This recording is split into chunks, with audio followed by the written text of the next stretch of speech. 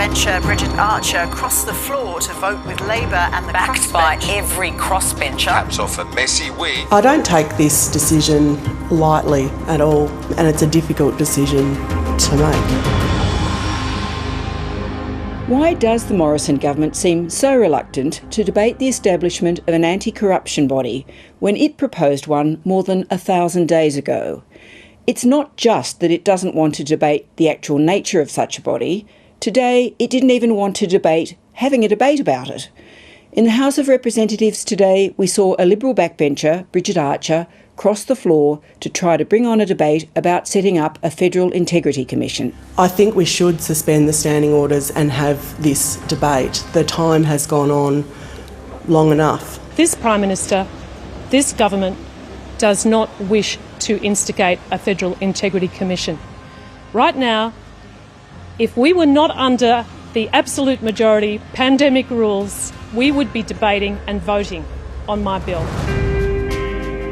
The MP from the Tasmanian seat of Bass did this against the wishes of the government and in support of the legislation proposed by Helen HAINES, even though everyone knew that the current restrictions on numbers of MPs actually in the House would mean the move would be defeated. Thank you, Mr. Speaker. But not before considerable confusion over the procedures. Clearly a lot of us are very confused. I'm one of the dumber ones, so I'm really at a loss. Is there a point of order? Thank you, Mr. Speaker. I'm not confused. What clearly has to happen is that we need to get on with the debate. The result of the division is ayes 66, noes 64. The question is not carried by an absolute majority of members as required by Standing Order 47. There was all sorts of confusion in the chamber about this vote. The events in the House also put a renewed focus on COVID restrictions, which mean that not all MPs are present, and as a result, that there was virtually no prospect of a move like today's succeeding. But those issues aside, let's not forget that what was at stake was the government's resistance, right until the dying days of the Parliament, to any move to legislate an anti-corruption body, despite a record of successive scandals. They don't support our plan for a Commonwealth Integrity Commission. They oppose it, Mr. Speaker. Instead, Mr. Speaker, those opposite want to support the sort of show in New South Wales, Mr. Speaker, which has seen the most shameful attacks on the former Premier of New South Wales, Gladys Berejiklian, Mr. Speaker. I'm not going to have a kangaroo court taken into this Parliament, The Prime Minister will resume his seat. There are two problems with the Prime Minister's argument. The first is that the government still hasn't actually introduced the legislation for the body it is proposing. The second is that Labor and the House crossbench don't support the government's proposed body because it would not have any powers to publicly investigate politicians, just public servants. Today, a majority of the House voted against the Prime Minister, not once, but twice. Hasn't the Prime Minister lost control of the House, lost control of his senators and lost control of his government? The Prime Minister has the call. No. The federal government lost 2 votes in the House of Representatives today on an anti-corruption body, based on the number of MPs actually in the chamber.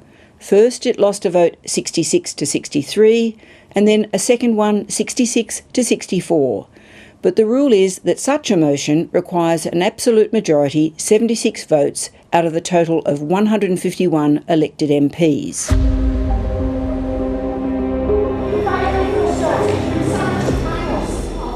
There was more mayhem over in the Senate, where there was a tussle over the fate of the government's religious discrimination bill. Because it's not just a question of the rights of the religious. The Coalition Party Room had only agreed on Tuesday to the bill being introduced, sight unseen, on the undertaking that the bill would be examined in detail by a committee.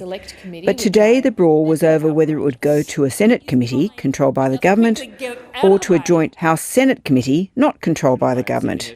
The government lost this vote too. There being 25 ayes, 25 noes, the matter is resolved in the negative. Today was supposed to be one where the Prime Minister was setting a different tone. The protection of what we choose to believe in a free society is essential to our freedom.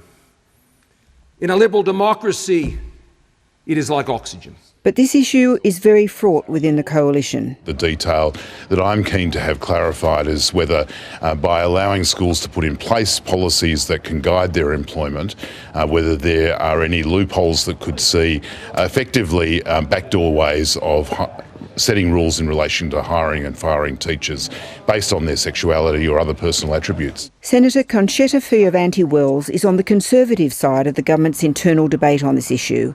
She notes the debate has shifted from one about religious freedoms to one about religious discrimination.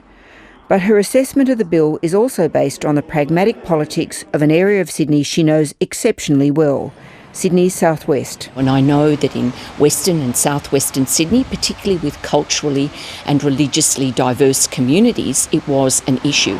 A better, I think, and more long-term solution, Laura, would be to see a consolidation of discrimination law into one federal piece of legislation. Freedom of speech, freedom of thought, freedom of conscience, of which religion is part, would be rights that would sit equally against each other. A government losing control of debates in the Parliament, and a Prime Minister facing an ongoing parliamentary attack about his truthfulness. It has not been a good week for the Morrison government.